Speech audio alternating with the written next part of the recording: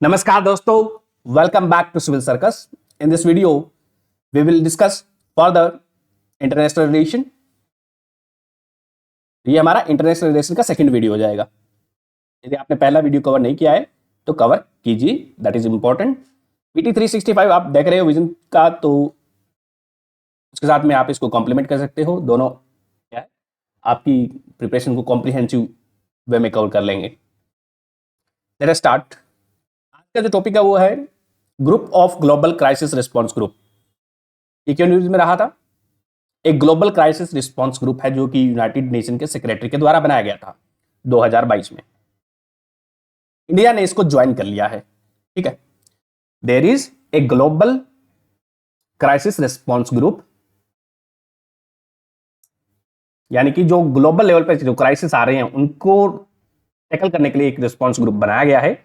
इसके द्वारा it was set up by the United Nation General Secretary, United Nation Secretary General in March 2022 में इसको बनाया गया था। इसी के अंडर में क्या है, इस ग्लोबल क्राइसिस रिस्पॉन्स ग्रुप के अंदर एक चैंपियंस ग्रुप है जिसको इंडिया ने ज्वाइन कर लिया है। तो India has join this champion group of the global crisis response group, इसलिए ये न्यूज में था। ठीक है, ये पूछ ले कि इंडिया क्या मेंबर है चैंपियंस ग्रुप का? All global crisis response group, yes India is member. ठीक है, तो ग्लोबल क्राइसिस रिस्पॉन्स ग्रुप बनाया गया था यूएन सेक्रेटरी जनरल की के द्वारा। ठीक है, it is a 32 member group which ensure high level political leadership to get ahead of the immense जो फूड सिक्योरिटी चैलेंजेस हैं, energy challenge, financing and implement a globally coordinated response to these global challenges of food security, energy and finances. ठीक है, इन challenges को tackle करने के लिए इसको बनाया गया था and it is overseen by champion group. Champion group है वो ग्लोबल क्राइसिस रिस्पॉन्स ग्रुप को देखता है। ठीक है, एंड इस चैंपियंस ग्रुप में कौन कौन से मेंबर है? इंडिया यानी कि भारत ने अभी ज्वाइन कर लिया, तो Bharat, Bangladesh, Barbados, Denmark, Germany, Indonesia and Senegal. याद रखने हैं कौन कौन से मेंबर हो गए। चैंपियंस ग्रुप के मेंबर कौन कौन से हो जाएंगे इसके अंदर? Bharat, Barbados, Denmark, Germany, Indonesia, Senegal. Global crisis response group में कितने मेंबर है? 32 मेंबर है। ठीक है, तो यूएन डेप्यूटी सेक्रेटरी जनरल है वो, उसकी एक स्टीयरिंग कमेटी होती है, उसको लीड करता है। ग्लोबल क्राइसिस रिस्पॉन्स ग्रुप की एक स्टीयरिंग कमेटी भी होती है, उसको कौन लीड करता है? UN deputy secretary general. इसके अंदर बहुत सारी टीम बनाई गई है, फूड, एनर्जी एंड फाइनेंस पे, तीनों पे अलग अलग टीमें बनाई गई है जो कि ग्लोबल लेवल पे इसका सॉल्यूशन निकालने की कोशिश करेगी इन प्रॉब्लम का, एंड ये फ्लेक्सिबल रहेंगी इनका जो सॉल्यूशन है वो डिटरमाइन करने में। नेक्स्ट जो टॉपिक है वो हमारा है ब्लैक सी ग्रेन डील। ब्लैक सी ग्रेन डील है, ग्रेन डील। ये पिछले साल न्यूज में रहा था यूक्रेन रशिया वार के कारण। It was a UN brokered deal थी जिसके द्वारा यूक्रेन से जो व्हीट निकल रहा था उसको एक्सपोर्ट करने के लिए सेफ पैसेज प्रोवाइड किया गया था रशिया के द्वारा। तो बाद में इसने, रशिया ने इसको जुलाई 2023 के अंदर इसको सस्पेंड कर दिया था इसको। ठीक है, तो हमारे लिए क्या इंपॉर्टेंट हो जाएगी? ब्लैक सी ग्रेन डील है वो किसके द्वारा ब्रोकर की गई थी? यूएन के द्वारा। किस किस के बीच में थी? यूक्रेन रशिया के बीच में थी। ठीक है, एंड ब्लैक सी की जो लोकेशन है वो इंपॉर्टेंट हो जाएगी। तो ब्लैक सी किस किस कंट्री को सराउंड करता है? Burger and T, burger BURGR burger and T countries को ये सराउंड करता है। बाउंड्री है ब्लैक सी की, वो टच करती है किस किस से? Bulgaria, Romania, Ukraine, Russia, Georgia, Turkey. ठीक है, इन सारे कंट्री से इसको बॉर्डर को टच करती है। बर्गर एंड टी, तो बर्गर के साथ टी खाने से क्या है? आदमी काला पड़ जाता है, तो ऐसा याद रख सकते हो। काला से मतलब black sea, and burger and tea के साथ लोगे तो काले पड़ जाओगे। इस ब्लैक सी ग्रीन डील में 3 पोर्ट्स का जिक्र किया गया था यूक्रेन की, जिनको असेस प्रोवाइड की गई थी, सेफ पैसेज प्रोवाइड किया गया था रशिया के द्वारा। वो 3 पोर्ट्स कौन कौन सी थी? तो ये ओडेसा पोर्ट थी, ओडेसा यहां पे लोकेटेड है। यूक्रेन के 3 पोर्ट्स जिनका नाम याद रखना है, पूछा जा सकता है मैच में कि कौन सा किसका पार्ट है। ठीक है, आई थिंक ये पिछली बार पूछा भी गया है। ओडेसा पोर्ट यहां पे लोकेटेड है। ठीक है, port of Odisha. Then second is Chornomorsk, ये भी यूक्रेन की पोर्ट है, ठीक है। थर्ड इज प्यूवेंडेयाई या फिर युजनई, ये नाम याद रखो, प्यूवेडेंडाई, ओडिशा एंड चोर्नोमोर्स्क, ये 3 पोर्ट्स हैं जिसका जिक्र किया गया है ब्लैक सी ग्रीन इनिशिएटिव में। इससे ज्यादा ये अब और इंपॉर्टेंट नहीं है, ठीक है।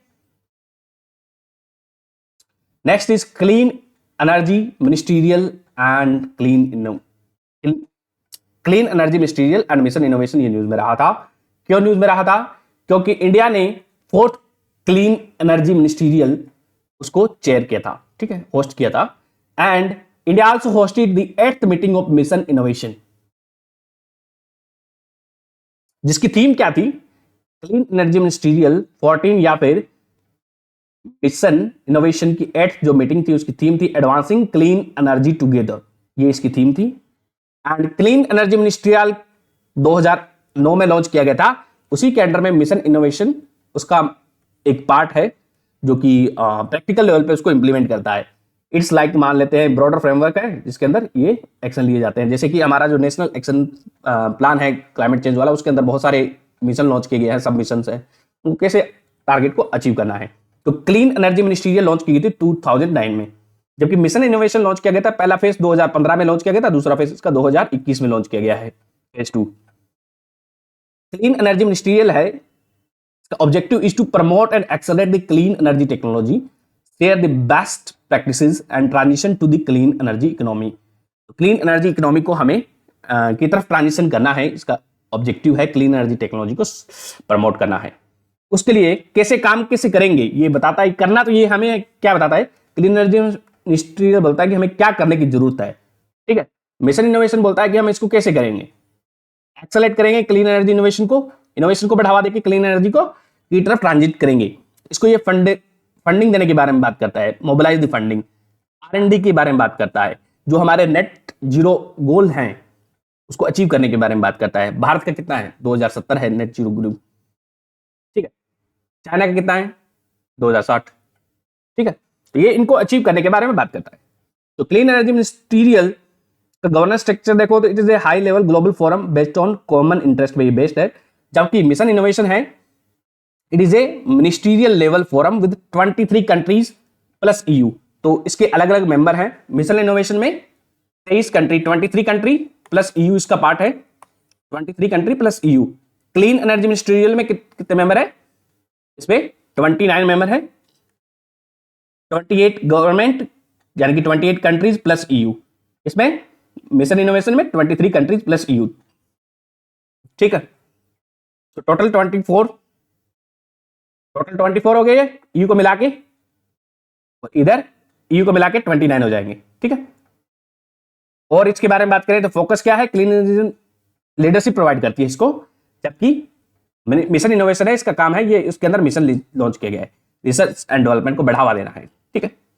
एंड क्लीन एनर्जी मिनिस्ट्रियल के अंदर एक जो ग्लोबल लाइटिंग चैलेंज शुरू किया गया था, उसी का जो पार्ट है ग्लोबल लाइटिंग चैलेंज है, मतलब जो लाइट एफिशिएंट टेक्नोलॉजी है उसको हमें क्या है बढ़ावा देना था। उसके अंदर भारत ने क्या है LED डिस्ट्रीब्यूट किए थे, बल्ब डिस्ट्रीब्यूट किए थे, उजाला प्रोग्राम लॉन्च किया गया था गवर्नमेंट के द्वारा, उन्नत ज्योति फॉर अफोर्डेबल लाइटिंग इनिशिएटिव। जबकि मिशन इनोवेशन के अंदर क्या है? डबलिंग द गवर्नमेंट फंडिंग, इसके अंदर ये फंडिंग को डबल करने के बारे में बात करती है, ठीक है। क्लीन एनर्जी मिनिस्ट्रियल ये इसकी 14th मीटिंग हमने देखी है कि ये चल रहा है अभी, ठीक है। एंड इसका ये सेकंड फेज चल रहा है, मिशन इनोवेशन का अभी सेकंड फेज चल रहा है। तो इन दोनों के बीच में आपको डिफरेंस थोड़ा क्लियर हो गया होगा। Next is European sky shield initiative. Next जो टॉपिक है वो यूरोपियन स्काई शील्ड इनिशिएटिव।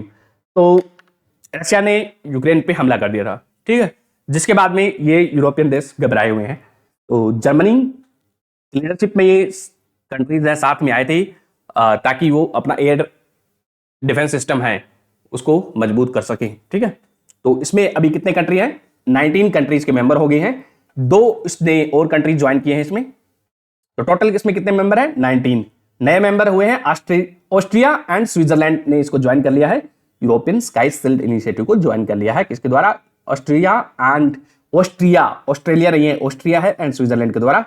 तो टोटल इसके 19 मेंबर हो गए and it was led by Germany के द्वारा लेड किया गया था। Aim is to create a unified air and missile defence system. तो जैसे कि S-400 है, उसी तरह का कोई क्या है मिसाइल डिफेंस सिस्टम बनाना है एंड इट्स कलेक्टिव एफर्ट है, ठीक है। नेटो कंट्रीज के जनरली इसमें एक साथ आ रहे हैं एंड टुगेदर इन एक्वायरिंग, दे एक साथ मिलकर वो एक्वायर करेंगे एयर डिफेंस इक्विपमेंट है, मिसाइल है। इन्होंने यूक्रेन की हेल्प भी की थी। तो इसमें कंट्रीज लाइक यूके भी पार्ट है इसका, UK is part, Belgium part है, बुल्गारिया पार्ट है, चेक रिपब्लिक पार्ट है, नॉर्वे पार्ट है, स्लोवाकिया पार्ट के, ऑस्ट्रिया, स्विट्जरलैंड दोनों ने अभी इसको ज्वाइन कर लिया है। तो टोटल इसमें कितने हो गए? 19 कंट्री हो गई। It was led by Germany, UK, Germany, चेक रिपब्लिक, ये सारे इसमें पार्ट हैं, ठीक है। नेक्स्ट टॉपिक है वो हमारा पीएम मोदी जी गए थे ग्रीस की विजिट पे, ग्रीस की विजिट पे गए थे, ठीक है। वहां पे उनको एक प्राइज भी दिया गया, ये ऑनर दिया गया था, ठीक है। He was conferred with the title of grand cross of the order of honour. तो ये याद रखना है कि ये किस देश की गवर्नमेंट के द्वारा दिया गया था, grand cross of the honour ये दिया गया था ग्रीस के द्वारा, ठीक है।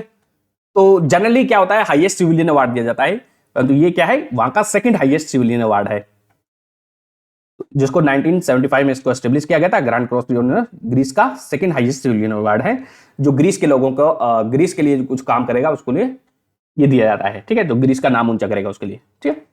इसका मतलब क्या होता है, only the righteous should be honoured. इसके बारे में और ज्यादा जानने की जरूरत नहीं है। Next is North Sea. North Sea देखो लोकेशन हमारे लिए इंपॉर्टेंट है और कुछ इंपॉर्टेंट नहीं है इसमें। तो नॉर्थ सी पड़ता है कहां पे, ये लोकेशन है नॉर्थ सी, ठीक है। ये आप देख सकते हो नॉर्थ सी, ठीक है। तो ये टच करता है इसकी वेस्ट साइड में, देखो स्कॉटलैंड टच कर रहा है इसको, स्कॉटलैंड, यूके इसके वेस्ट में है। साउथ में देखोगे तो फ्रांस है, इसके साउथ में फ्रांस है, बेल्जियम है एंड नीदरलैंड है, ठीक है। 3 country, France, Belgium, Netherland. East में नॉर्वे हो गया, डेनमार्क हो गया और जर्मनी हो गया, ठीक है। तो इसके ईस्ट में लाई करता है जर्मनी, डेनमार्क एंड नॉर्वे, ठीक है। इसके नॉर्थ सी के नॉर्थ में क्या है, नॉर्वेजियन सी है। नॉर्थ सी के नॉर्थ में है नॉर्वेजियन सी। जो नॉर्वेजियन सी है वो कनेक्ट करता है इसको अटलांटिक ओशन से, नॉर्थ सी को अटलांटिक ओशन से कनेक्ट करता है। और इंग्लिश चैनल देखिए, यूके के साउथ में क्या है, इंग्लिश चैनल है। इंग्लिश चैनल भी इसको किससे कनेक्ट करती है, इधर से कनेक्ट करती है, ठीक है। तो स्टेट ऑफ डोवर है, स्टेट ऑफ डोवर वो कनेक्ट करती है नॉर्थ सी को इंग्लिश चैनल से। तो कौन सी स्टेट है वो कनेक्ट करती है, स्टेट ऑफ डोवर। तो डोवर स्टेट याद रखनी है, ये कनेक्ट करती है नॉर्थ सी को इंग्लिश चैनल से, ठीक है। कहां पे पड़ती है, फ्रांस और इसके बीच में है, यूके के बीच में, स्टेट ऑफ डोवर नॉर्थ सी को इंग्लिश चैनल से कनेक्ट करती है। इसके अलावा यहां पे देखो इसके ऑर्केनी आइलैंड है, यूके के हैं। सेटलैंड आइलैंड है, ये भी यूके का पार्ट है।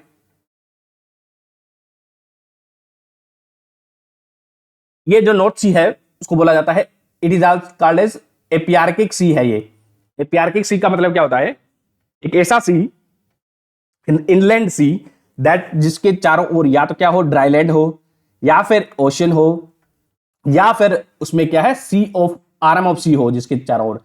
यानी कि इसमें क्या है, इधर देखो तो it is locked by English channel water bodies. Then north में क्या है, नॉर्वेजियन सी है, इसके नॉर्थ में क्या है, नॉर्वेजियन सी। तो ये एक क्या है, एपियार्किक सी है, ठीक है। एपियार्किक सी is an inland sea that is either completely surrounded by the dry land or connected to an ocean by a river, strait or arm of the sea, ठीक है। इसके बारे में हमने देखा। नेक्स्ट टॉपिक है वो हमारा है B20 बिजनेस 20। इसकी मीटिंग कहाँ हुई थी, G20 की मीटिंग भारत में हुई थी। तो इसकी मीटिंग भी कहाँ है, भारत में हुई, ठीक है। ये दिल्ली में इसकी मीटिंग हुई थी। B20 क्या है, G20 के अंडर में ही क्या है, बिजनेस लीडर की ग्रुप है। उसको बनाया गया था 2010 में, साउथ कोरिया के पास जब प्रेसिडेंसी थी G20 की, तब इसको बनाया गया था, ठीक है। तो ये बिजनेस पॉलिसी रिकमेंडेशन देता है, इससे ज्यादा जानने की जरूरत नहीं है, ठीक है। 2010 में इसको बनाया गया था। अभी G20 की प्रेसिडेंसी किसके पास है, उसी कंट्री के पास इसकी प्रेसिडेंसी है। Next is split of camp David. Next जो टॉपिक है हमारा स्पिरिट ऑफ कैंप डेविड। तो कैंप डेविड क्या है, एक जगह है यूएस के अंदर जो कि काफी इंपॉर्टेंट है यूएस के लिए। यूएस के लिए काफी इंपॉर्टेंट है क्योंकि प्राचीन पहले टाइम में 1978 में वहां पे क्या है, एक इस जगह पे जो उस टाइम के जो प्रेसिडेंट थे यूएस के जिमी कार्टर, वहां पे 13 उन्होंने क्या है 13 डे की मीटिंग होस्ट की थी इस जगह पे। किसको किसको साथ लाए के थे, इजराइल और पैलेस्टीन के बीच में इसने एक मीटिंग होस्ट करवाई थी। इजिप्ट है, इजराइल है, तो इनके बीच में ये मीटिंग हुई थी। एंड तो वहीं पे क्या है, अभी जो बाइडेन है उन्होंने एक समिट ऑर्गेनाइज किया था किस किस के बीच में। ये ट्राइलेटरल समिट हुआ था किस किस, यूएस जापान और साउथ कोरिया के बीच में एक ट्राइलेटरल समिट हुआ था, तो इसलिए ये न्यूज में था।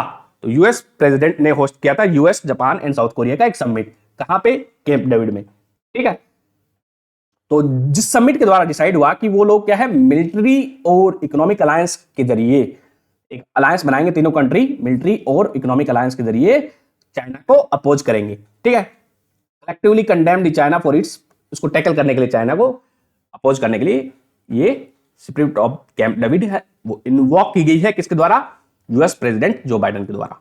किस किसके बीच में एग्रीमेंट हुआ है, US Japan and South Korea to counter China. Next is Philippines remove the floating barrier installed by China.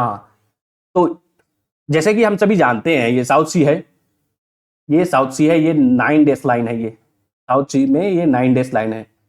तो इसमें ये जो पार्ट है ये सारा चाइना क्लेम करता है कि ये मेरा पार्ट है। ठीक है, ये टच कर रहा है मलेशिया को, टच कर रहा है इधर इंडोनेशिया के पास, ये सारा साउथ चाइना सी के बारे में आपको पता होगा। ठीक है, तो साउथ चाइना सी को 9 डेज लाइन है, लगभग 90% आप कह सकते हो कि साउथ चाइना सी है वो क्लेम किया जाता है चाइना के द्वारा। और यहां पे आर्टिफिशियल आइलैंड भी बना रहा है जिसमें से एक फ्लोटिंग बैरियर रीफ बनाई गई थी फिलीपींस के पास में, जिसको फिलीपींस ने डिस्ट्रॉय कर दिया था, इसलिए ये न्यूज में था। आपको क्या जानना, हमारे लिए क्या इंपॉर्टेंट है, ये इसकी लोकेशन इंपॉर्टेंट है। ठीक है, तो यहां पे लोकेटेड है साउथ चाइना सी में क्या है, पार्सल आइलैंड है, Paracel island is there, then there is a Spratly island. कब्जा तो इन पे अभी चाइना का है। ठीक है, ये 9 डेज लाइन है जो चाइना बोलता है कि पुराने समय में उसकी हुआ करती थी। ठीक है, इसका जो सारा एरिया है उसी का पार्ट है, चाइना ये क्लेम करता है। तो Paracel island is located here, Spratly island is located in South China C.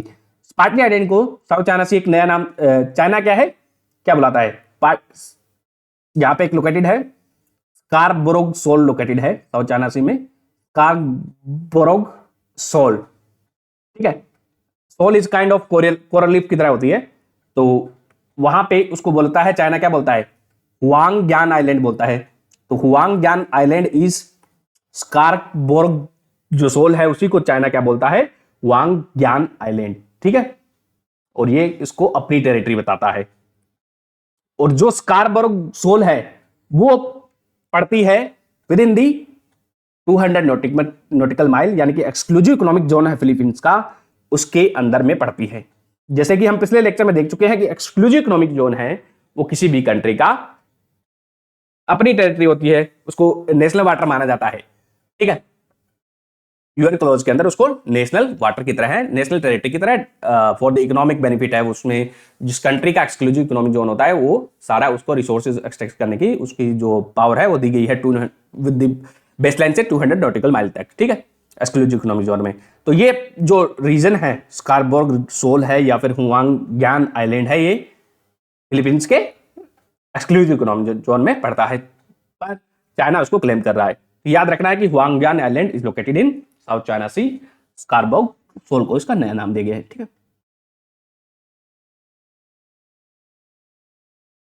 Next is permanent court of arbitration. तो साउथ चाइना सी के रिगार्डिंग एक 2016 में जजमेंट आता है परमानेंट कोर्ट ऑफ आर्बिट्रेशन का कि चाइना ये फालतू के क्लेम न करे, परंतु चाइना उसको रिजेक्ट कर देता है परमानेंट कोर्ट ऑफ आर्बिट्रेशन के क्लेम को। अभी हमारे क्या जानना है इसके बारे में, ये जान लेते हैं कि होता क्या है परमानेंट पीसीओए। पिछले लेक्चर में हमने पढ़ा था कि पीसीओए होता है कुछ इंटरनेशनल आईसीजे के बारे में हम डिस्कस कर चुके हैं। एक आईसीसी होगा, इंटरनेशनल क्रिमिनल कोर्ट, और third is permanent court of arbitration. ये तीनों कहां पे लोकेटेड है, द हेग प्लेस है नीदरलैंड के अंदर, वहां पे लोकेटेड है। तो आईसीजे क्या है? आईसीजे इज यूएन का पार्ट है, यूएन का प्रिंसिपल ऑर्गन है, only the principal organ that is located outside of the New York is ICJ.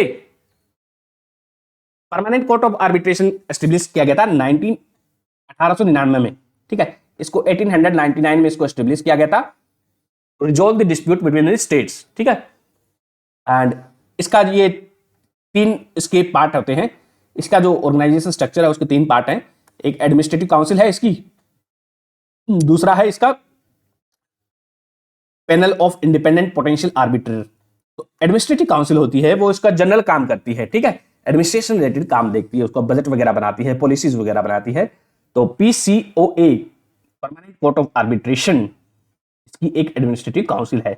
दूसरा इसमें क्या है, इसने जैसे कि हमारी जो बार काउंसिल है उसमें वकील अपॉइंट होते हैं, उसी तरह से ये इसकी जो बार काउंसिल कह सकते हो वो है panel of independent potential arbitrator होते हैं इसमें, जिसको मेंबर्स ऑफ कोर्ट कहा जाता है, ठीक है। जो वकील होते हैं इसके panel of independent potential arbitrator होते हैं।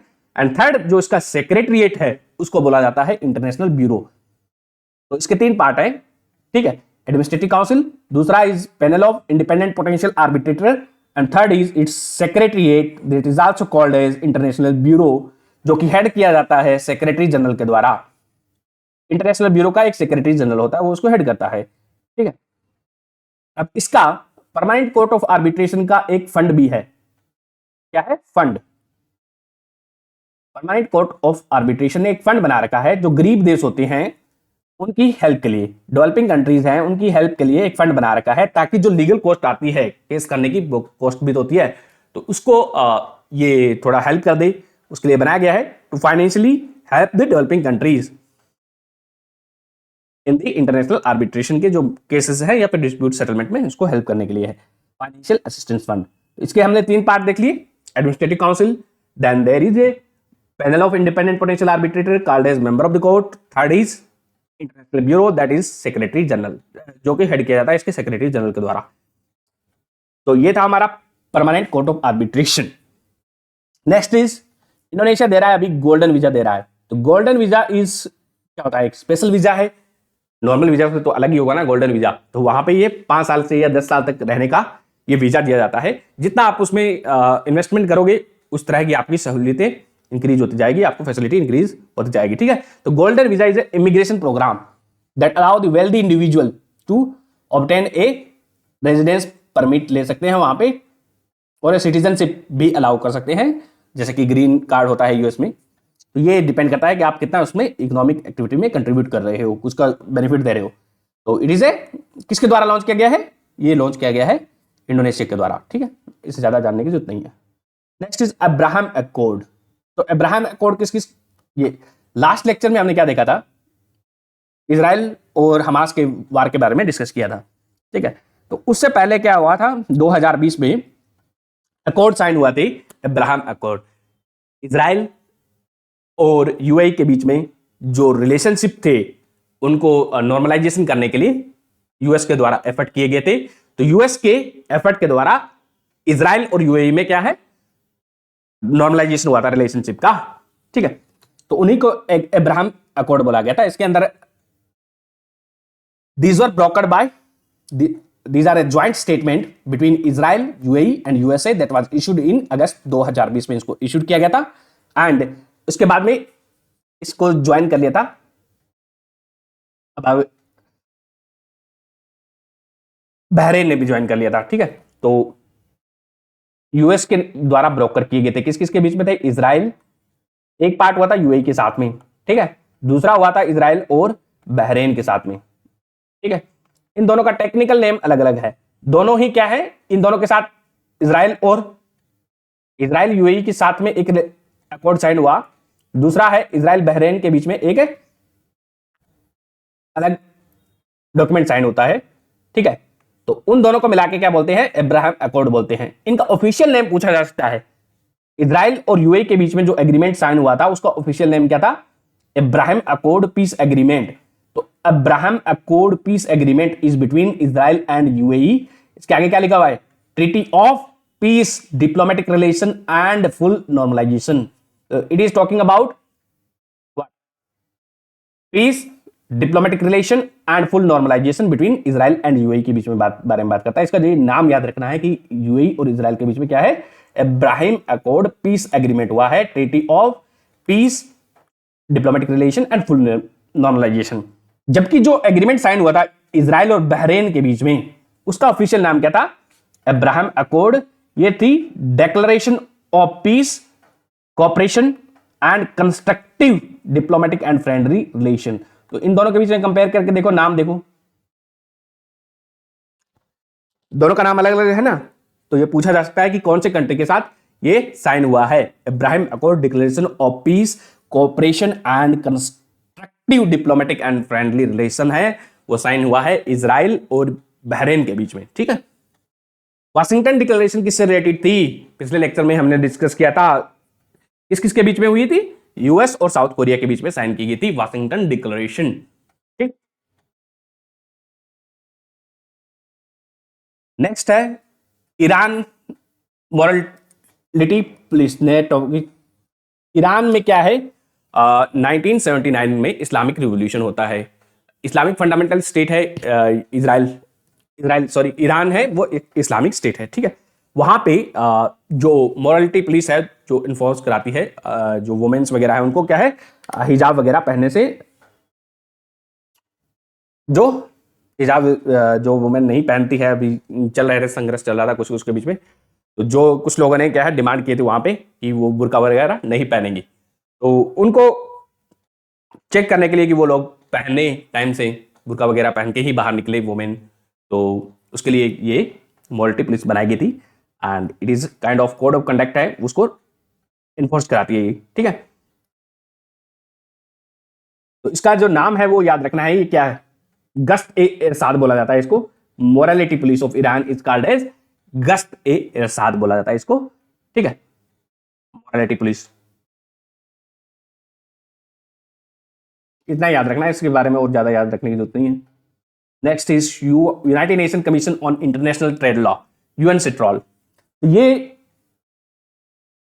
नाम क्या है, United nation commission on international trade law. तो ये इंटरनेशनल ट्रेड है, उससे जो रिलेटेड लॉ है, कानून है, वो बनाता है, ये उसको देखता है यूनाइटेड नेशन कमीशन। इसके द्वारा एक कानून बनाया गया है यूएन सिट्रॉल के द्वारा, model law on cross border insolvency. उसको अडॉप्ट करने के लिए इकोनॉमिक सर्वे ऑफ 2021-22 ने बोला था भारत को। ठीक है, जो क्रॉस बॉर्डर इंसॉल्वेंसी है उसको रिकॉग्नाइज करने के लिए भारत को बोला गया है इकोनॉमिक सर्वे के द्वारा। ठीक है, हम अभी तो उसको फॉलो नहीं कर रहे हैं, पर इसको रिकॉग्नाइज करने के बारे में बात की गई है। भारत में इंसॉल्वेंसी को रिजोल्व करने के लिए हम जानते हैं 2016 में गवर्नमेंट क्या है, आईबीसी लेके आई है। तो उसमें क्या है, क्रॉस बॉर्डर जो रेजोल्यूशन होते हैं उसको ऑटोमेटिकली इन्फोर्स नहीं किया जा सकता, उसके लिए ये रिकॉग्नाइज करने के बारे में बात चल रही थी। ठीक है, अब यूएन सिट्रॉल के बारे में ये याद रखो कि ये model law on cross border insolvency किससे रिलेटेड है, यूएन सिट्रॉल से है। ठीक है, एंड यूएन सिट्रॉल क्या है, इसमें 49 कंट्रीज हैं including US, UK, South Africa. ये लेजिस्लेटिव फ्रेमवर्क प्रोवाइड करता है UNCITRAL to the countries to customise and adopt their जो नेशनल लॉ हैं उसको इंटरनेशनल लॉ के अपने अपने अडॉप्ट करें, उसके जो है एनवायरमेंट के अनुसार से, सर्कमस्टेंसेस के अनुसार से। ठीक है, यूएन सिट्रॉल ये जो है क्या करता है, फॉरेन प्रोफेशनल होते हैं उनको क्या है, राइट देता है। इट यूएन सिट्रॉल गारंट करता है फॉरेन प्रोफेशनल हैं उनको राइट देता है। ठीक है, जैसे कि कोई यूएस का जो कंपनी है, मान लेते हैं यूएस की कंपनी है आईबीएम है, वो भारत के अंदर इंसॉल्वेंसी प्रोसीडिंग में शामिल होना चाहती है, तो यूएन सिट्रॉल यदि हम सिग्नेटरी हैं, साइन कर लेते हैं इसको, तो क्या है, हम यूएस की जो कंपनी है वो भारत के अंदर कोई भी कंपनी है या फिर उसका जो भी इन्वेस्टमेंट है, जो भी लगाया हुआ है, उसमें क्या है, वो इंसॉल्वेंसी प्रोसीडिंग होगी भारत की कंपनी की, उसमें वो शामिल हो सकती है। तो UNCITRAL grant the foreign professional and creditor the right to directly access the domestic court and participate in और इनिशिएट डोमेस्टिक इंसॉल्वेंसी प्रोसीडिंग है, उनमें पार्टिसिपेट कर सकती है। ठीक है, और उनको इनिशिएट भी कर सकती है। एंड इट एम्पावर करती है जो कोर्ट्स को लोकल कोर्ट को to give the judgment and recognise the international level proceeding होती है, उनको भी रिकॉग्नाइज करने के बारे में बात करती है ये। Facilitate the recognition of the foreign insolvency proceeding को ये फैसिलिटेट कराती है रिकॉग्निशन का। इसमें 49 मेंबर है यूएन सिट्रोल में, एंड इसका जो मॉडल लॉ ऑन हमने देख लिया अभी, ठीक है, model law on cross border insolvencies there, and India इसको अडॉप्ट करने के बारे में बात कर रहा है, ठीक है। क्या है या नहीं क्या है ये अभी पता नहीं है मेरे को, ठीक है। Next is Italy to come out of BRI। तो बेल्ट एंड रोड इनिशिएटिव है वो चाइना के द्वारा लॉन्च किया गया था, ठीक है, and Italy only G7 country था जिसने ज्वाइन किया था इसको, एंड अभी इसमें से बाहर आ गया है BRI से चाइना के, ठीक है। One belt one road initiative, इसके बारे में सभी को पता होगा, फिर भी देख लेते हैं। तो इसमें क्या है, बेल्ट एंड रोड इनिशिएटिव में है एक तो economic corridor is there, 3 part इसके इकोनॉमिक कॉरिडोर है, silk road economic belt, this is silk road economic belt है, यहां से लेके ये जो वाली है silk road economic belt China को कनेक्ट करती है विद लैंड रूट से, क्या है, यूरोप से कनेक्ट करती है लैंड रूट से, ठीक है, सिल्क रोड इकोनॉमिक बेल्ट। दूसरा है 21st century maritime silk road, यानी कि इसमें क्या है वो पोर्ट्स डेवलप कर रहा है चाइना। तो मैरीटाइम सिल्क रोड में क्या है, यहां से होते हुए ये साउथ चाइना सी से होते हुए मलक्का स्ट्रेट से होते हुए, ये श्रीलंका से होते हुए, यहां से ये प्रोवाइड करता है इसको। तो maritime silk road, 21st century maritime silk road. दूसरा पहला पार्ट है silk road economic belt, that is the land route. Second is 21st century maritime silk road, जैसे पोर्ट के द्वारा एक्सेस प्रोवाइड करेगी। थर्ड इज इसका पार्ट है economic corridor है, चाइना पाकिस्तान इकोनॉमिक कॉरिडोर है, जैसे कि एक कॉरिडोर है वो म्यांमार से पास होता है, ठीक है, तो 2 कॉरिडोर है भारत के दोनों तरफ। तो CPEC भारत की सोवरेनिटी को चैलेंज करता है, ठीक है, एंड CPEC है वो कासगर इन चाइना के जो जिनजियांग प्रोविंस है वहां से लेके ग्वादर पोर्ट तक जाता है CPEC, and Gwadar port lies in south western Balochistan. तो पाकिस्तान के कौन से प्रोविंस में ग्वादर पोर्ट लाई करती है, it lies in south western Balochistan में ये पड़ती है जो ग्वादर पोर्ट है। Next is shutting down of Afghan embassy in India. तो अफगान की जो तालिबान के बाद में पावर में आने के बाद में एम्बेसी बंद कर दी है भारत में, ठीक है, अफगानिस्तान ने। इससे ज्यादा आपको जानने की जरूरत नहीं है from pre point of view. Next is India Israel Palestine and UNRWA, ठीक है, इजराइल पैलेस्टीन एंड UNRWA, ठीक है। तो UNRWA की फुल फॉर्म देख लेते हैं पहले। It is United nation relief and work agency for Palestinian refugee in the near east, in the near east, ये इसका नाम है, ये आपको पता होना चाहिए कि UNRWA का फुल फॉर्म क्या है, United nation relief and work agency for Palestinian refugee. तो ये काम करती है पैलेस्टीनियन रिफ्यूजी के लिए। पैलेस्टीनियन रिफ्यूजी लास्ट लेक्चर में हम देख चुके हैं कि 1948 में इजराइल बना था, उसके बाद में 1949 में वार होता है, उसके बाद में 6 डेज वार होता है, उसमें क्या है पैलेस्टीनियन रिफ्यूजीज बहुत सारे पनपते हैं, तो उनके लिए क्या है ये जो एजेंसी है वो बनाई गई है। This was established in 1949। UNRWA was established in 1949 to provide the relief and human development of the Palestinian refugees, ठीक है।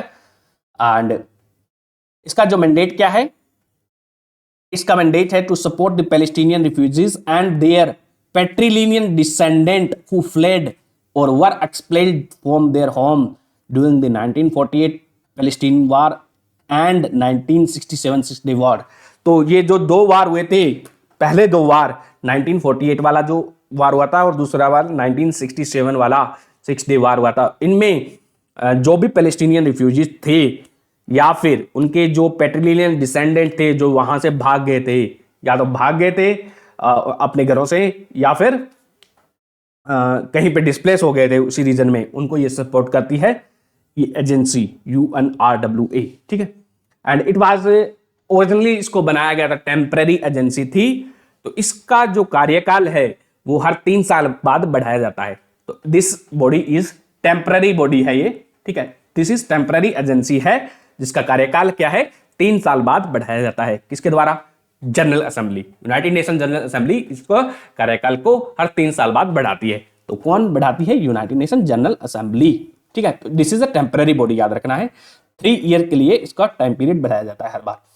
तो ये प्रोवाइड करती है, ये जो बॉडी है यानी कि ये UNRWA है, ये सर्विस देती है basic human service like health है, एजुकेशन है, रिलीफ सर्विस है, कैंप वगैरह ऑर्गेनाइज करती है, वहां पे इमरजेंसी असिस्टेंट प्रोवाइड करती है, माइक्रो फाइनेंस है, ये सारी सुविधाएं हैं, ये सारी सर्विस है, ये एजेंसी डायरेक्टली प्रोवाइड कर रही है। ये ऐसी यूनिक एजेंसी है यूनाइटेड नेशन की जो कि डायरेक्टली सर्विस दे रही है इन एरियाज के अंदर। तो इसके 5 मुख्य एरियाज हैं जहां पे ये काम करती है UNRWA। ये हमारे लिए इंपॉर्टेंट है, इसकी हर बात इंपॉर्टेंट है क्योंकि वॉर के कारण है, तो न्यूज में है, ठीक है। एंड तो पूछा जा सकता है डायरेक्टली। तो सर्विस प्रोवाइडेड हमने देख लिया, बेसिक ह्यूमन हेल्थ सर्विसेज, ये basic health and economic service देती है। एंड इसके जो फील्ड ऑफ ऑपरेशन है 5 एरियाज में ये काम कर रही है, Jordan, Lebanon, Syria, Gaza strip and West bank including east of Jerusalem. तो ये इसके 5 फील्ड ऑफ ऑपरेशन है, कहां कहां पे, Jordan, Lebanon, Syria, Gaza strip and West Bank, ठीक है। And it is unique in that it delivers service directly to its beneficiaries को ये डायरेक्टली सर्विस प्रोवाइड करती है, ऐसी ये यूनिक यूनाइटेड नेशन की एजेंसी है। एंड इसको फंडिंग कौन प्रोवाइड करता है, पहली तो इसको मिलती है वॉलेंट्री कंट्रीब्यूशन, ठीक है। तो ज्यादातर इसका जो फंड है वो वॉलेंट्री कंट्रीब्यूशन से आता है, थोड़ा बहुत पार्ट है वो यूनाइटेड नेशन के जनरल बजट से भी आता है, ठीक है। तो इसकी जो फंडिंग है mostly by the voluntary contribution, it also receive small fund from the regular budget of the United Nation, ठीक है। And it report to the United Nation General Assembly को ये रिपोर्ट करती है। क्यों, यूनाइटेड नेशन जनरल असेंबली ही इसका कार्यकाल है वो 3 साल बाद बढ़ाती है, ठीक है। तो ये एक टेम्पररी बॉडी है एंड ये डायरेक्टली रिपोर्ट करती है यूनाइटेड नेशन जनरल असेंबली को, ठीक है। एंड इसका जो हेडक्वार्टर था इनिशियली कहां पे था, बेरिट लेबनान में था, अभी इसका जो हेडक्वार्टर वो गाजा स्ट्रिप में था, ठीक है। एंड इसका एक जो हेड कौन करता है इसको, UNRWA को हेड करता है, कमिश्नर जनरल होता है वो उसको हेड करता है, और ये डायरेक्टली रिपोर्ट करता है जनरल असेंबली को। ये एक ऐसी पहली बॉडी है जिसका जो चीफ है वो रिपोर्ट करता है directly to the General Assembly को, डायरेक्टली क्या है, रिपोर्ट करता है, ठीक है। एंड इसको अपॉइंट कौन करता है, इसका कमिश्नर जनरल को, it is appointed by secretary general.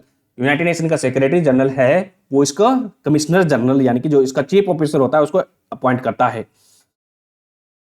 ठीक। तो ये हमने पढ़ा इसके बारे में, किसके बारे में, United nation relief and work agency for Palestinian refugee in the near east, ये इंपॉर्टेंट है हमारे लिए। नेक्स्ट इज ऑपरेशन अजय, तो इजराइल से ही भारतीयों को निकालने के लिए गवर्नमेंट के द्वारा ऑपरेशन अजय चलाया गया था, ठीक है।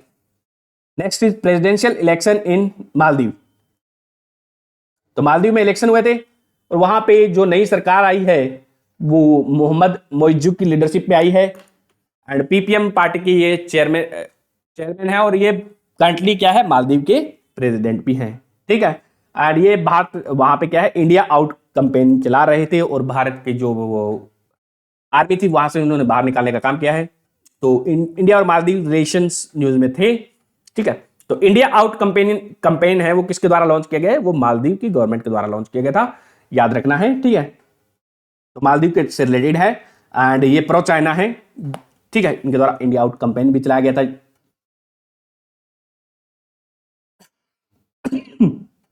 एंड मालदीव में इंडिया क्या है, आदू एक अटोल है, उसको हम डेवलप कर रहे हैं, Addu atoll. And greater Male connectivity project है वो भारत सरकार चला रही है। उसके अलावा हमने बहुत सारे ऑपरेशन कैक्टस चलाया था 1988 में, देन ऑपरेशन नीर चलाया गया था, देन ऑपरेशन संजीवनी के तहत भी मालदीव को हेल्प की थी।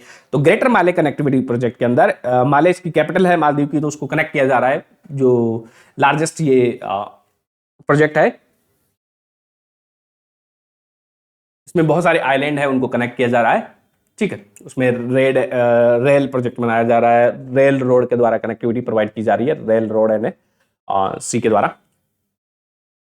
नेक्स्ट इज, इसके लिए भारत ने क्या है, लगभग $500 मिलियन का क्या है, लोन भी दे रखा है, ठीक है। जिसमें से क्या है 450 के करीब क्या है, 400 के करीब क्या है, लाइन ऑफ क्रेडिट है। Next is China Bhutan boundary talk, तो चाइना और भूटान के बीच में लगभग कितने हैं, 470 किलोमीटर की बाउंड्री है चाइना और भूटान के बीच में। ये हम बाउंड्री देखें तो 477 किलोमीटर की है, लगभग 550 किलोमीटर की जिनके बीच में बाउंड्री है। और चाइना भूटान की टेरिटरी को जैसे कि वो क्लेम करता आया है, भारत की भी टेरिटरी को कभी कभी क्लेम कर लेता है, ठीक है। तो ये भूटान की भी टेरिटरी को क्लेम करता है और इन दोनों के बीच में जो बॉर्डर डिस्प्यूट को रिजोल्व करने के लिए चाइना और भूटान के बीच में एक 3 स्टेप रोड मैप इन दोनों कंट्रीज के बीच में साइन किया गया था। तो ये पूछ सकते हैं कि 3 स्टेप रोड मैप है वो किस कंट्रीज से रिलेटेड है, किन किन कंट्रीज से रिलेटेड है, किस बात से रिलेटेड है, तो ये है चाइना और भूटान से रिलेटेड है, जिसमें ये बोलते हैं कि 3 स्टेप रोड मैप है। पहला स्टेप क्या होगा कि वो लोग एक कमरे में बैठेंगे, किसी ऑफिस में बैठेंगे, कमरे में बैठेंगे, वहां पे क्या है एग्री करेंगे कि ऑफिस में बैठ के एग्री कर लेंगे कि उनके बीच में कौन कौन सा एरिया मैप में उनके अंदर आता है। फिर वो लोग क्या है दूसरे स्टेप में वो फिजिकली वेरीफाई करेंगे, उस जगह पे जाएंगे। तीसरे स्टेप में वहां पे जाके क्या है उसको बाउंड्री को डिमार्केट करेंगे। तो पहले पुराने टाइम में क्या होता था कि मैप में ही किसी को बाउंड्री को डिमार्केट कर देते थे वो लोग, ठीक है। मैप में स्केल लिया, ब्रिटिश लोगों ने क्या किया, अफ्रीका की जो बाउंड्रीज हैं वो क्या है सारी ऐसे ही स्केल मैप पे ही क्या है उनको डिवाइड किया गया है स्केल के द्वारा। तो ये 3 स्टेप रोड मैप में क्या है वो फिजिकली वेरीफाई भी कर रहे हैं, ठीक है। तो चाइना और इसके बीच में कुछ लोकेशन दी हुई है, वो आपको पता होनी चाहिए कहां कहां पड़ती है, ठीक है। ये पूछा जा सकता है किसकी टेरिटरी है। तो चाइना और भूटान के बीच में 3 स्टेप रोड मैप इस दिया जिसको 2021 में शुरू किया गया था। उसके अलावा इनके जो बीच में जो बाउंड्री डिस्प्यूट चला आ रहा है वो कौन कौन से एरियाज में है। नॉर्थ में देखें तो ये पासमलांग एंड जाकरलंग वैली है, तो यहाँ पे लोकेटेड है पासमलांग एंड जाकरलंग वैली, ठीक। तो नॉर्थ में है पासमलंग एंड जाकरलंग वैली है, ये इनमें डिस्प्यूट है। भूटान का ये पार्ट है, चाइना अपना क्लेम करता है, ठीक है। साउथ में देखो, वेस्ट में देखो तो वेस्ट में है डोकलाम में है, ड्रामना में है, खाटोई, याकचू, चेरीथांगचू, चिचलुलुंगपा एंड लैंगमार्पो वैली। तो इन एरियाज में क्या है इन दोनों के बीच में आप कह सकते हो कि चाइना इनको टेरिटरीज को क्लेम कर रहा है, ठीक है। तो ये इनकी लोकेशन देख लेते हैं यहाँ पे कहाँ पे है। तो ढोकलाम तो आपको सभी पता होगा, ये सिक्किम है, ये सिक्किम। एंड यहाँ पे भूटान के टाई जंक्शन पे क्या है ढोकलाम है। ढोकलाम से थोड़ा सा ऊपर चलोगे नॉर्थ में तो यहाँ पे क्या है याकचू है, याकचू। फिर ऊपर में और आ जाओगे तो ड्रामना है, यहाँ पे ड्रामना एंड साकाटोय यहाँ पे लोकेटेड है, ड्रामना एंड साकाटोय। फिर इस ये देखो सिंचुलुंगबा यहाँ पे लोकेटेड है, ठीक है। तो ये सारी टेरिटरी यहाँ पे लोकेटेड है, ये सारी सारी यहीं पे है, ठीक है। फिर कुल्लाखारी रीजन है, ये इसका पार्ट है, तिब्बत का पार्ट है। फिर ऊपर में ये यहाँ पे बताया हुआ है चैंगडोम इज भूटान के नॉर्थ में है, ठीक है। तो ये भूटान है, भूटान के नॉर्थ में चैंगडोंग है। फिर यहाँ पे क्या दिया हुआ है मेंचुमा वैली इज देयर, मेंचुमा वैली यहाँ पे लोकेटेड है, ठीक है।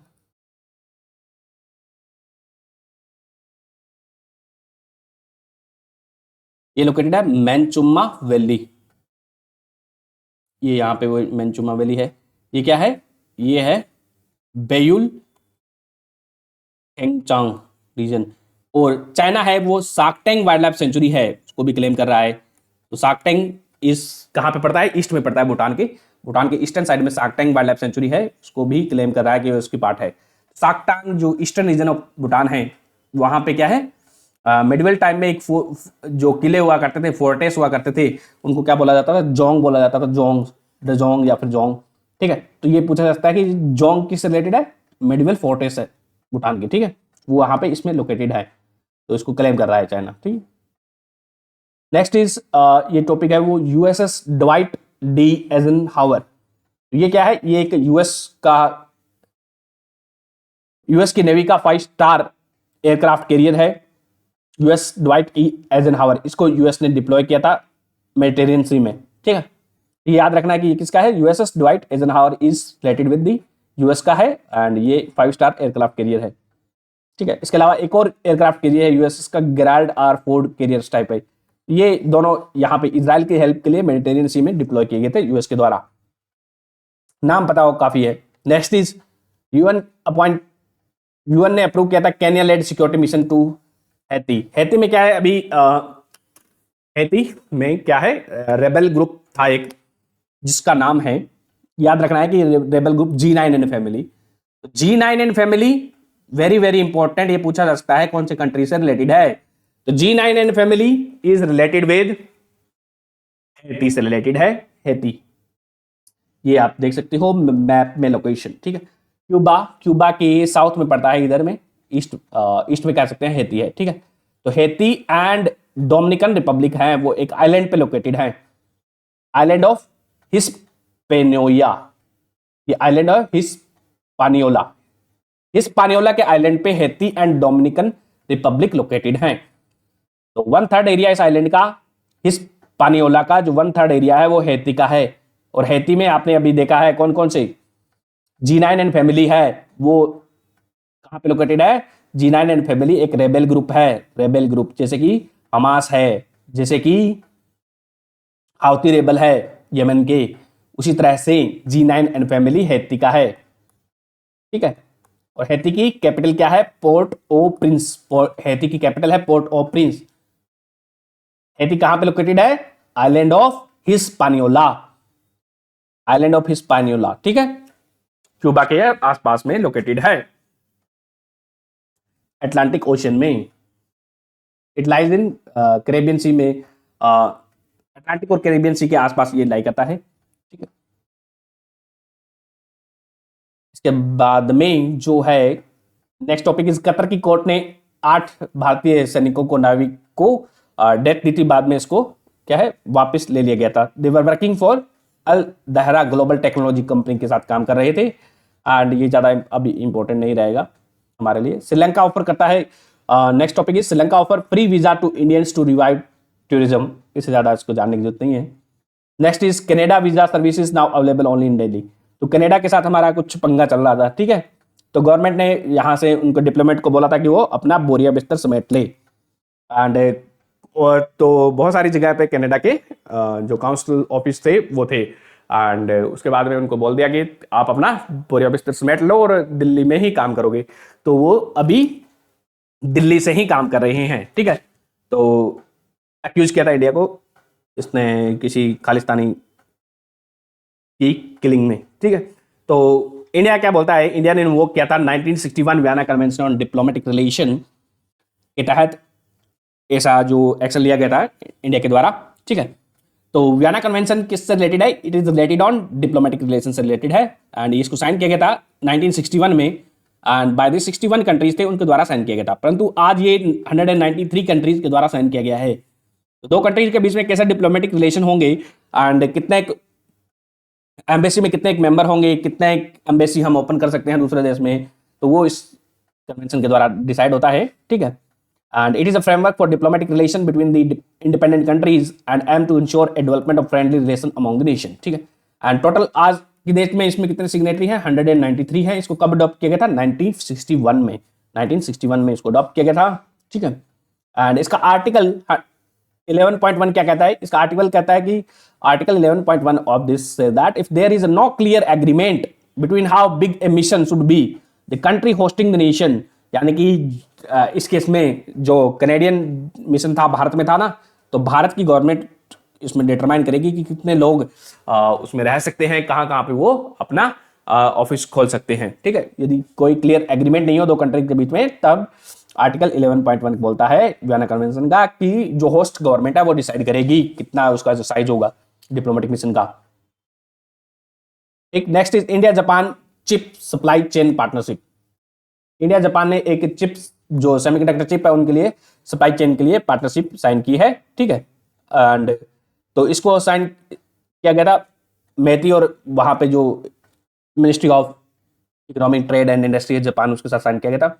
एंड भारत में क्या चला रहा है, इंडिया सेमीकंडक्टर मिशन चला रहा है गवर्नमेंट के द्वारा, 2021 में शुरू किया गया था, एंड 76,000 करोड़ रुपीस का ये प्रोजेक्ट था इंडियन सेमीकंडक्टर मिशन जो कि गवर्नमेंट चला रही है। तो इसके अंदर क्या है, सेमीकंडक्टर सप्लाई चेन को बनाना है, डिस्प्ले इकोसिस्टम वगैरह डेवलप करना है, इसके लिए गवर्नमेंट फाइनेंशियल सपोर्ट भी दे रही है, और इसको इंप्लीमेंट करने की जिम्मेदारी है इंडिया सेमीकंडक्टर मिशन की, जो कि शुरू हुआ था 2021 में, वो दी गई है इंडिया सेमीकंडक्टर मिशन को दी गई है। इसकी नोडल एजेंसी है इंडिया सेमीकंडक्टर मिशन, ठीक है। एंड सेमीकंडक्टर क्या होते हैं, semiconductor is a material that is has electrical conductivity between the conductor and insulator, के बीच में इसकी इलेक्ट्रिकल कंडक्टिविटी होती है। और इसकी खास बात ये होती है कि टेम्परेचर के साथ में इसकी जो रेजिस्टिविटी है वो डिक्रीज होती है। जैसे जैसे टेम्परेचर इंक्रीज होगा इसकी रेजिस्टिविटी है वो डिक्लाइन होती है, और उसका कंडक्टेंस है वो इंक्रीज होता है। कंडक्टेंस होता है वो इनवर्सली प्रोपोर्शनल होता है रेजिस्टिविटी के। रेजिस्टिविटी मेजर करती है कि उसको कितना रेजिस्टेंस ऑफर करेगी कंडक्टर को, करंट उसमें फ्लो करने में उसमें कितना वो रेजिस्टेंस ऑफर कर रही है, ठीक है। तो मॉडर्न इलेक्ट्रॉनिक्स में इसका सेमीकंडक्टर का यूज किया जाता है, जिसके बारे में आप जानते हो।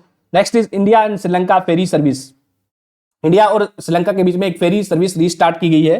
पुराने जमाने में चलती थी, यानी कि 1980 में भारत और श्रीलंका के बीच में इंडोसैलियन एक्सप्रेस या फिर बोट मेल चला करती थी, जिसको बंद कर दिया गया था 1982 में, ठीक है। तो अभी इसके बीच में चिड़िया पानी है वो शुरू की गई है। इंडिया श्रीलंका के बीच में एक फेरी सर्विस शुरू की है, जिसका नाम क्या है, चिड़िया पानी। एंड ये चलेगी तमिलनाडु में एक जगह है जिसका नाम है नागापट्टनम। नागापट्टनम से लेके ये जो कांकेसुथराई है, कांकेसुथराई इज लोकेटेड इन जाफना, जो नॉर्दर्न पार्ट है श्रीलंका का, वहां पे ये चलेगी। तो ये Cheriyapani will be between Nagapattinam Tamil Nadu to Kankesanthurai in Jaffna of northern Sri Lanka के बीच में। तो ये जो यहाँ पे जो चाइना श्रीलंका वाला जो पार्ट है वो देख लीजिएगा, न्यूज में है बहुत, ठीक है। एंड क्यों? क्योंकि मोदी जी बात कर रहे हैं इसके बारे में। किसके बारे में? कच्छा जो आइलैंड है, कच्छा द्वीप है, उसके बारे में बात की जा रही है, ठीक है। Next is law governing the conflict. तो इसराइल और जो ये बहुत बारे में बात है, ये टॉपिक है वो किससे रिलेटेड है? ये टॉपिक है वो लॉ गवर्निंग दी कॉन्फ्लिक्ट है, यानी कि वॉर है, वॉर क्राइम है, उनको से जो कैसे उनको गवर्न किया जाएगा, किसी सिविलियन पे अटैक किया जाएगा, नहीं किया जाएगा, क्या उसका लेना देना है, वो उसमें बताया गया है, ठीक है। तो लॉ गवर्निंग द कॉन्फ्लिक्ट हम बात करें तो conflict between Israel and Palestine fall under a complex international system of justice that has emerged since the World War II के बाद में। तो ये जो लॉ कॉन्फ्लिक्ट है या फिर वार को गवर्न करने के लिए 1949 में एक जिनेवा कन्वेंशन साइन होता है 1949 में, ठीक है। तो ये बताता है कि वार क्राइम क्या है, ठीक है। तो internationally accepted rule of arm conflict emerge out of the 1949 Geneva convention के द्वारा ये अमर्ज हुए थे। And these rules have been ratified by the all UN member state के द्वारा ये जिनेवा कन्वेंशन है उसको रेटिफाई किया गया है। एंड तो a siege can be consider as a war crime consider किया जा सकता है if it target the civilians और it is found to be disproportionate. तो यदि कोई सीज है, मान लेते हैं रशिया ने सीज किया था क्रीमिया को, सीज किया था, ठीक है। तो यदि रशिया वहां पे उस टाइम पे क्या है बहुत सारे सिविलियन को मार देता और उस टाइम पे बहुत ज्यादा फोर्स यूज करता, तो उसको क्या है वार क्राइम माना जाता है, ठीक है। एंड तो siege is called as war crime if it is targeting the civilian को टारगेट करती है और डिस्प्रोपोर्शनेट यूज ऑफ फोर्स हो रहा है। तो जो मिलिट्री ऑब्जेक्टिव है उनको हासिल करने के लिए आप प्रोपोर्शनल यूज ही फोर्स का यूज करोगे, ज्यादा डिस्प्रोपोर्शनेट यूज नहीं कर सकते, इसके द्वारा ये बोलता है लॉ ऑफ कॉन्फ्लिक्ट में, ठीक है।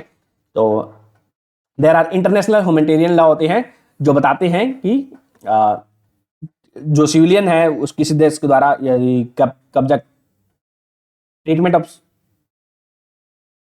International humanitarian law, these are the treaties, series of treaty है दैट गवर्न करती है treatment of civilian, soldier and prisoner of war in a system collectively known as law of armed conflict. तो इनको क्या बोला जाता है? International humanitarian law is also called as law of armed conflict, और international humanitarian law बोला जाता है इनको।